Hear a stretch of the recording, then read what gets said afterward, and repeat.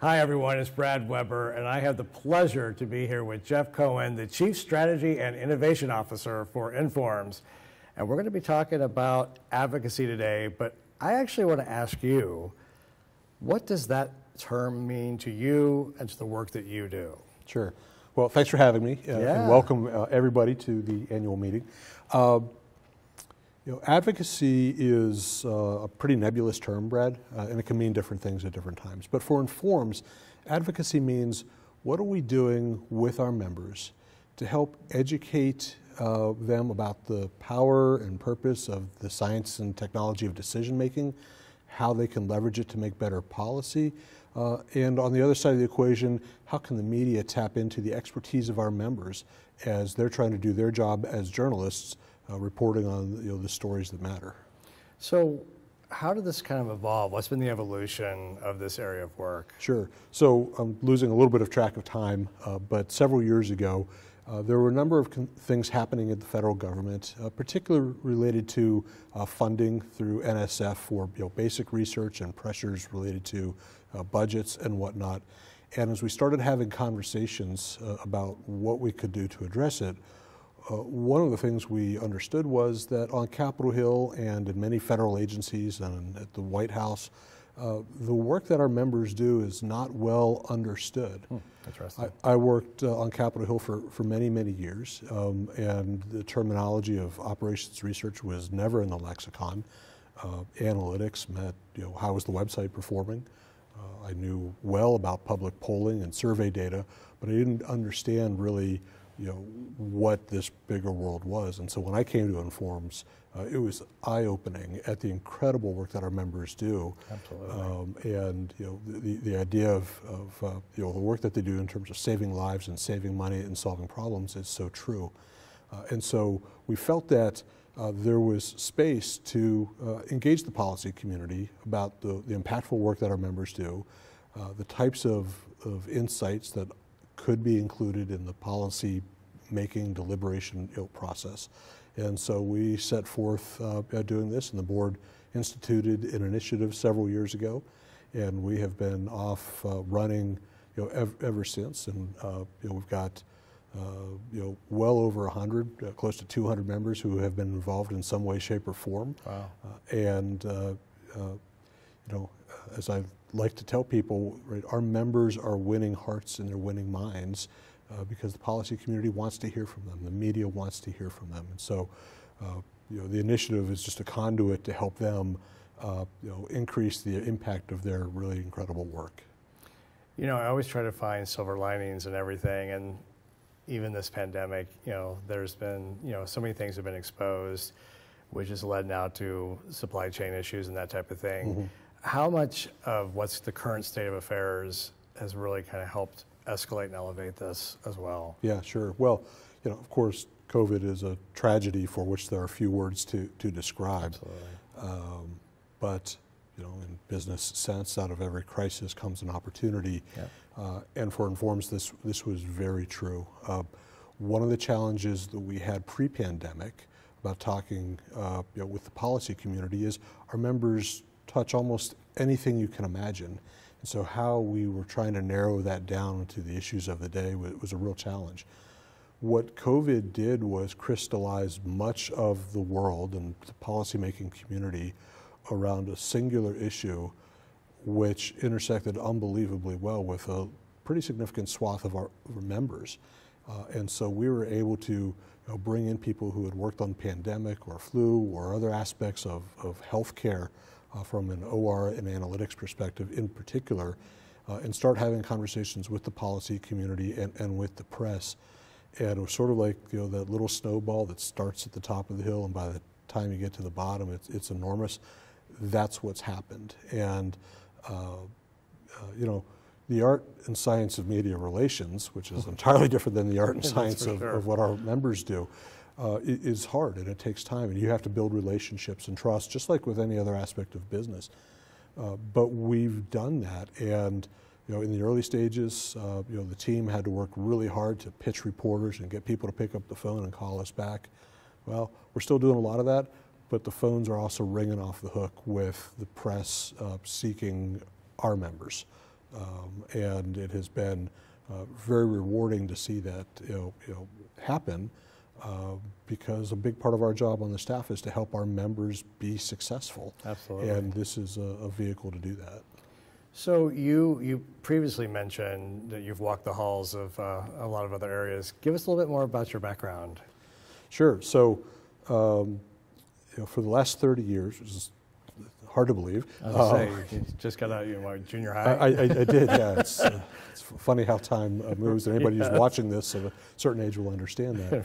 Right. So I've spent my 30 years working at the intersection of politics and business and communication and strategy. And I was a press secretary in the United States Senate for a number of years. I was the chief of staff to a member of Congress. I've run political campaigns all around the country. I worked for international public relations firms. I worked for startup technology companies. I had my own consultancy. I went back to school courtesy of the inspiration of our members, and I got my MBA while I was working at Informs, and moved on, and I'm a PhD student on top of what I do. Congratulations. In Wow. the day. And so I sort of bring this blended approach of how business can influence policy, how policy can influence business, how communication and the strategy behind communication can weave through all of that. And I try to bring that sort of every day as we try to think about how do we innovate, how do we think outside the box, how do we make Inform's future ready. So let's talk about Informs and your members, and where can they go, or what tools are available to them to help them, to learn in this area and to grow in this area as well. So what is Informs? What do you have for them, and where should they go? Sure. So there's a little bit right now, and there's a lot more coming. Okay. So first of all, any member who's interested in learning more about advocacy and what it is and how they might participate should get in touch with me or Ashley Smith at the Informs headquarters. And in addition to that, we have some content on the Informs website around COVID and supply chain, and coming soon, artificial intelligence, and some other resources for the policy community. But we're also trying now to make sure that we've got content more specifically for our members in terms of sort of basic tips and tricks and techniques for this is how you do advocacy. If you wanted to work with Informs, you can do these types of things. Or if on your own you just want to have a conversation with your member of Congress or their staff person or a county commissioner or city official, right, or state official, whatever it is, here are the things to keep in mind in terms of governmental staff, especially who are not technical, operate in a different way. They're short meetings. You have to get to the point pretty quickly. What's your elevator pitch? And similar thinking with the media, right? How do you tell your story? How do you get your message out? How do you answer the question that you want to answer? Sort of all basic things. We're going to be putting together some webinars around that. And though it's a little bit early to know exactly the form that this is going to take, we're hoping that at the annual meeting next year to be able to have some sessions to help people become more media trained and savvy for those types of presentations. So let's look in the crystal ball for a second. So let's flash forward 5 years. Where do you see, where do you want, and where do you see this going with the work you're doing? Sure. Well, I think what we all want is to make sure that the work that we're doing is of great benefit for our members in terms of their impact is being elevated and impactful. And we want to make sure that from a governmental perspective, more folks are aware of the work that they do. More folks are tapping on their shoulders to ask for their insights and their expertise, and that we continue to expand that. So Capitol Hill is a very dynamic place. Members come and go, staff come and go, so we're constantly having to work hard to build relationships and sustain relationships. And if you and I have a conversation today, who knows what member of Congress you're going to work for in 2 years? Right. And so we put a lot of emphasis on that. But that's only part of it, right? The federal agencies have a ton of things that they're trying to do, whether it is the implementation of policy or sort of the nuts and bolts operations of how they do the business of their agencies. And there are many folks who are now charged with doing some type of quantitative decision making.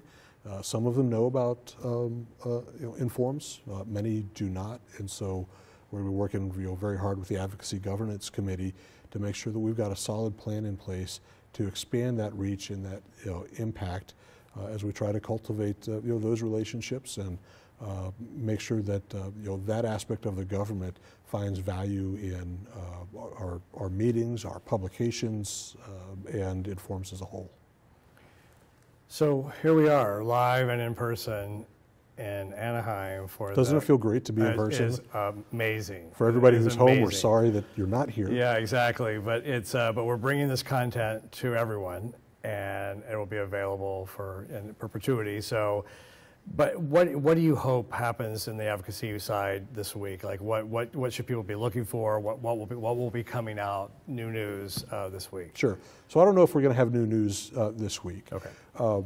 The conferences are tremendously valuable for us at the staff level.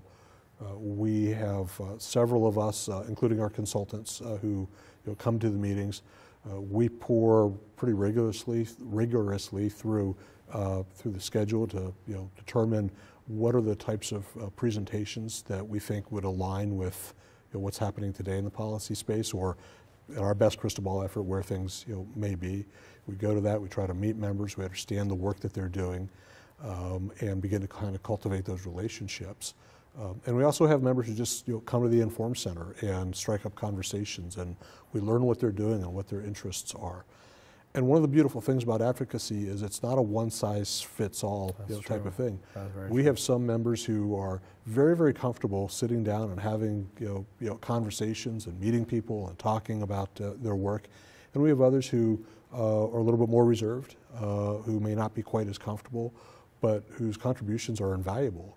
They can write white papers, they can write opinion editorials and columns that can appear in newspapers or in online media.